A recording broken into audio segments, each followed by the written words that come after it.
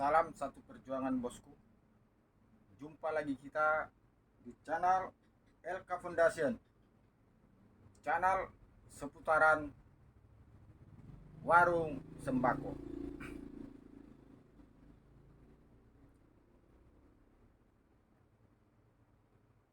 Jadi seperti rencana awal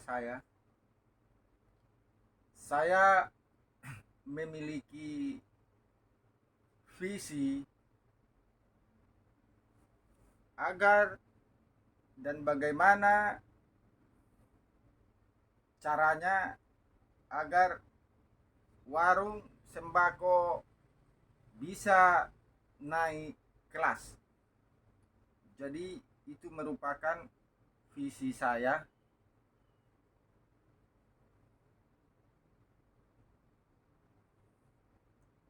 Saya ingin agar para penjual warung sembako bisa naik kelas.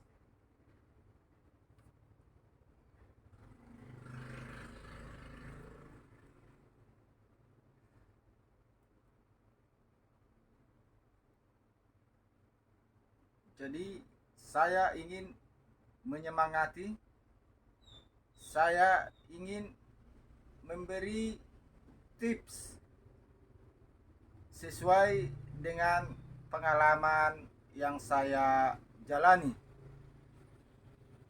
sesuai dengan pengalaman yang saya alami. Jadi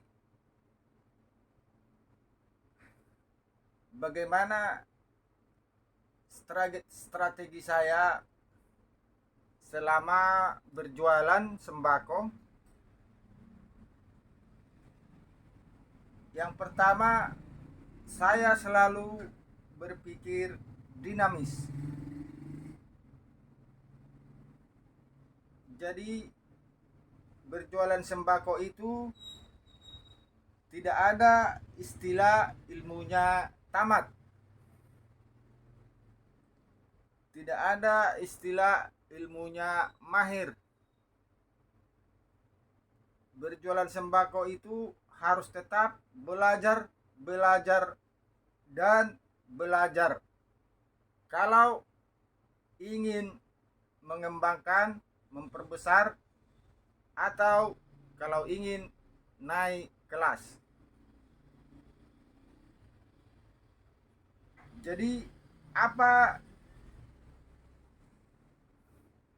strategi kita hari ini belum tentu cocok dipakai esok. Apa strategi kita yang bagus hari ini belum tentu bagus diterapkan hari esok. Itulah sebabnya saya sebut harus belajar, dan belajar. Karena jualan sembako tidak ada istilah ilmunya tamat. Karena berbeda penjual mitra kita di sekitar kita, berbeda pula cara kita dan strategi kita. Jadi kebanyakan orang penjual sembako menganggap bahwa berjualan sembako itu adalah mudah. Kebanyakan menganggap berjualan sembako itu adalah gampang. Itulah sebabnya kebanyakan dari penjual sembako itu berpikiran tertutup. Karena merasa ilmunya sudah mumpuni. Dengan pengalaman yang seabrek, dengan pengalaman yang sangat panjang, maka mereka menganggap ilmunya sudah mumpuni. Tetapi menurut saya, berjualan sembako siapapun orangnya, tidak ada istilah ilmunya tamat.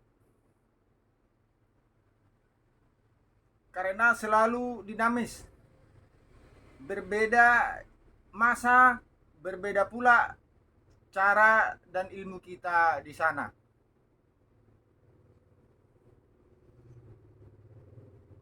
Jadi kita harus berpikiran dinamis, berpikiran up to date,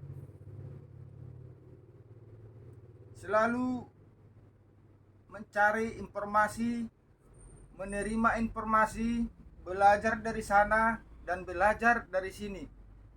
Karena ada banyak hal jualan sembako ini sebenarnya yang harus dimengerti. Bukan hanya sekedar antara menjual, lalu datang orang kita jual, lalu pembeli membeli. Saya kira tidak hanya sebatas di situ.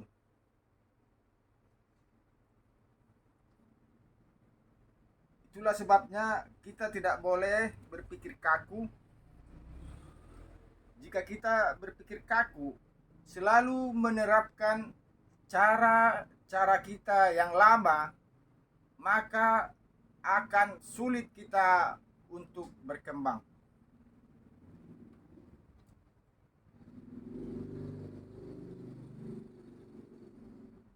Jadi teringat dulu pengalaman saya.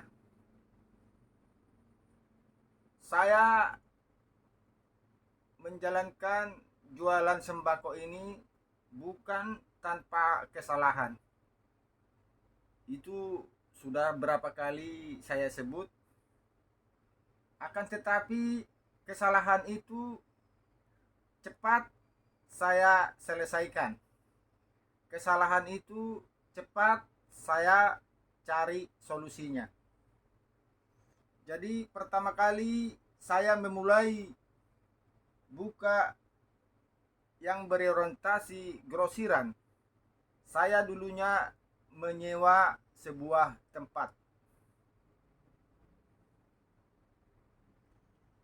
Setelah itu, setelah 1 tahun lebih, kurang lebih 1 tahun, maka saya berpindah ke tempat di mana saya sudah sediakan, saya sudah beli tempatnya, saya pergi berpindah ke tempat. Tetapi tempat tersebut berada agak di pinggir dan berada agak jauh di pojok. Akan tetapi seiring berjalan waktu, yang dahulunya saya hanya sendiri berjualan yang bentuk grosiran di sana, sehingga walaupun saya berada di pojok tidak terlalu berpengaruh, karena pembeli tetap datang kepada saya walaupun saya berada di pojok dan agak sepi. Tetapi seiring berjalannya waktu, karena kita tidak sendiri, dan itu sebenarnya sudah saya prediksi, kita tidak sendiri. Nanti esok atau lusa pasti ada orang yang akan datang berjualan di sekitaran atau di lingkungan saya. Setelah hari berganti, tahun berganti, kenyataan itu benar-benar terjadi. Sehingga saya berada di pojok. Orang yang baru ingin membuka usaha berada di pertemuan pertama.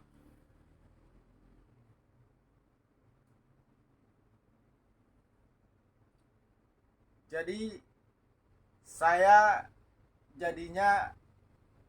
tempat saya jadinya dilangkahi. Kemudian setelah kejadian itu saya merubah strategi. Ini sebabnya saya bilang saya menjalankan usaha bukan tidak memiliki kesalahan, bahkan ada banyak kesalahan-kesalahan yang saya buat. Jadi saat itu, maka setelah ada penjual yang sama, maka saya merubah strategi lagi.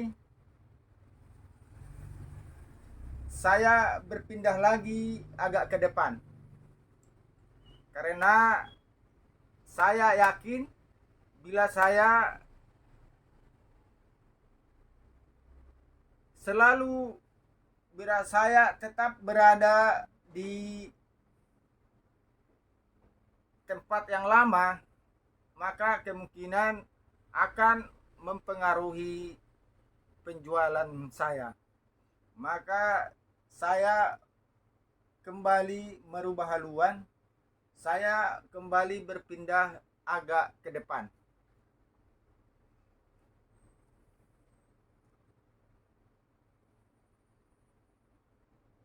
Setelah itu rupanya strategi itu tepat. Ketika saya berpindah agak ke depan, sementara pemain baru datang, setelah saya berpindah ke depan, mudah-mudahan tidak mempengaruhi omset saya. Bahkan bisa dikatakan omset saya malah naik. Jadi itulah sebabnya para penjual itu kita tidak perlu apatis dengan penjual-penjual sembako lainnya. Kita tidak boleh menganggap mereka sebagai musuh. Karena anggap saja penjual-penjual baru, para mitra-mitra penjual sembako itu, kita anggap saja mereka itu sebagai penyemangat kita. Kita anggap mereka sebagai pemberi motivasi kita. Mungkin ketika bila tidak mereka datang ke sana berjualan, maka saya akan tetap berada di ujung, karena saya tidak akan memikirkan untuk berpindah. Tapi karena mereka datang, maka saya kembali berpindah agak ke depan. Itu karena penjual yang baru. Itulah sebabnya saya harus berpindah. Tetapi ketika saya berpindah, itu menambah kemajuan saya. Itu berkat kedatangan penjual yang baru. Jadi kita tidak boleh menganggap penjual sembako itu sebagai musuh kita. Kita anggap mereka adalah pendorong semangat kita. Kita anggap itu adalah jalan untuk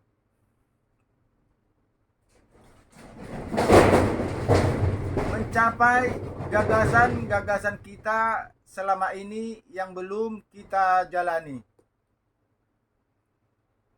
Bisa dibayangkan ketika mereka itu tidak datang, maka saya akan tetap berada di ujung. Ketika dia datang, malah omset saya naik karena saya berpindah ke depan.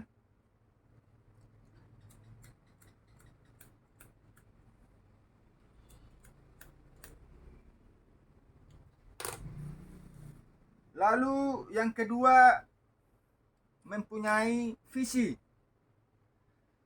Jadi kita penjual sembako itu harus memiliki visi. jika kita tidak memiliki visi atau rencana besar, maka kita akan tetap begitu-begitu saja. Kita harus tanamkan ke dalam pikiran kita sebuah visi. Misalnya, yang semula kita membuka warung sembako ini hanya sampingan. Jadi semula hanya sampingan. Tetapi kita tidak boleh berpikir selamanya ini cuma sampingan. Kita harus merubah pemikiran kita dari jualan sampingan menjadi jualan yang bisa menopang kehidupan seluruh keluarga. Jika kita hanya selalu berpikiran ini cuma sampingan, maka kita tidak akan bisa berkembang. Jadi setelah kita pertama memulainya hanya sebagai sampingan, maka berikutnya kita harus memiliki rencana bahwa ini akan bisa menopang seluruh kebutuhan keluarga.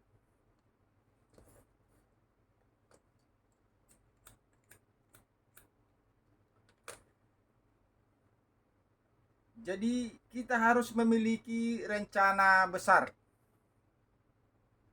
Dan juga ketika kita sudah menjalankan, sudah bisa menopang kebutuhan keluarga, maka kita harus memiliki rencana yang lebih besar. Setidaknya warung sembako saya ini tidak hanya cukup untuk hanya sekedar kebutuhan keluarga. Setidaknya harus bisa lebih dari hanya sekedar kebutuhan keluarga. Yaitu saya harus memiliki rencana yang lebih besar dari yang sudah ada. Misalnya, saya ingin memperbesar. Yang kedua, saya ingin membuka cabang. Saya rencana ingin menambah macam-macam barang saya. Dan itu harus kita buat sebagai rencana. Dan cepat atau lambat kita harus berusaha untuk mewujudkannya. Yang ketiga, tanggap. Kita harus tanggap dalam segala permasalahan yang ada. Baik itu masalah kecil, baik itu masalah besar. Kita harus cepat tanggap. Terutama keluhan pelanggan. Keluhan pelanggan itu bagi saya merupakan cermin, merupakan penunjuk jalan. Penunjuk jalan bagi kita untuk mengetahui apa kekurangan-kekurangan dan kelemahan kita. Terkadang kita tidak menyadari apa kekurangan dan kelemahan kita. Yang tahu itu adalah pelanggan kita. Yang tahu itu adalah pembeli. Mereka lah yang tahu persis apa kelemahan, apa kekurangan kita. Sehingga ketika ada pelanggan yang dengan seabrek keluhannya, maka kita harus cepat tanggap. Baik itu masalah di harga, masalah di pengantaran, masalah di tempat, di kondisi, itu harus cepat kita tanggapi. Karena keluhan pelanggan itu merupakan cermin kita agar supaya kita mengetahui apa kelemahan dan kekurangan kita. Lalu yang keempat, berani. Jadi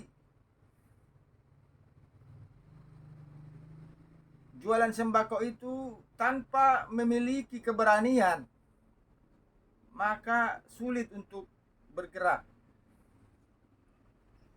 Berani, tidak terlalu takut rugi. Di video saya sebelumnya saya pernah mengatakan, jika karena tindakan kita melakukan satu kali kerugian, tetapi bisa mendatangkan 3 kali untung, itu tidak perlu disesali. Karena kita tidak melulu memikirkan untung. Sekali-sekali kita harus berani rugi. Jadi ketika kesempatan atau peluang yang paling besar bagi seorang penjual sembako adalah keberanian. Ketika barang-barang, kita tahu barang-barang mau naik, misalnya rokok, beras, gula, telur. Jika kita tahu itu barang mau naik, kita mendengar informasi bahwa itu akan segera naik, maka kita harus menambah stok. Karena disitulah peluangnya kita bisa menambah pendapatan. Disitulah peluangnya kita menambah untung. Jadi kita harus berani dengan mengambil dengan jumlah yang lebih besar dari seperti biasa. Apabila kita memiliki dana, bisa kita ambil lebih dari situ. Jadi kita harus berani berspekulasi. Kita harus buat spekulasi harga. Jadi disitulah salah satu peluang. Karena banyak penjual mengeluh ketika barang mau naik. Sebenarnya seorang penjual tidak perlu ragu dengan kenaikan harga, tetapi memanfaatkan peluang kenaikan harga tersebut untuk menambah pendapatan.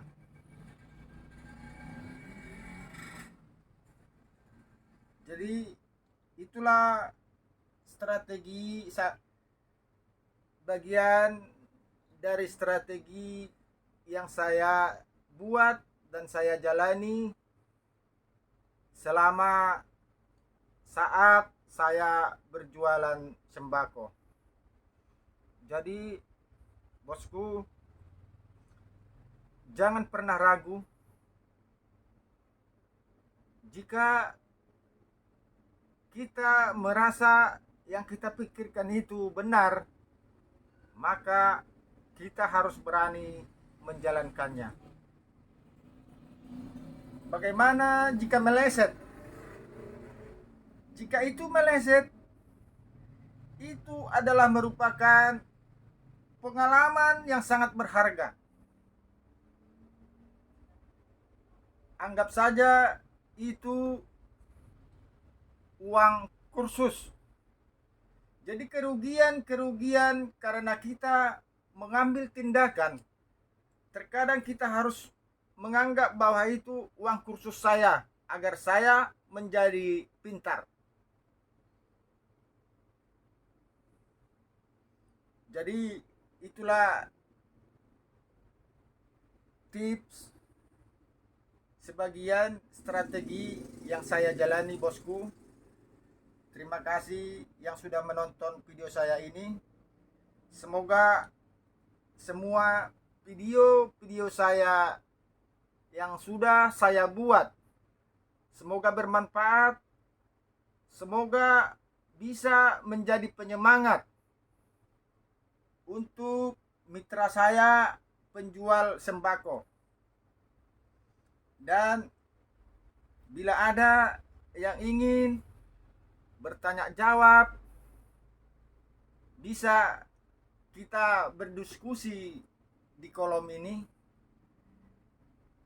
Misalnya bila bosku memiliki rencana ingin mengembangkan, rencana ingin membuka cabang, kita bisa berdiskusi. Dengan segala yang saya miliki, saya akan berusaha menjelaskan. Saya akan berusaha memberikan keterangan sesuai dengan pengalaman saya. Terima kasih. Salam satu perjuangan. Sampai jumpa, bosku. Semoga kita semua semakin berkembang dan bisa sama-sama naik kelas. Sampai jumpa.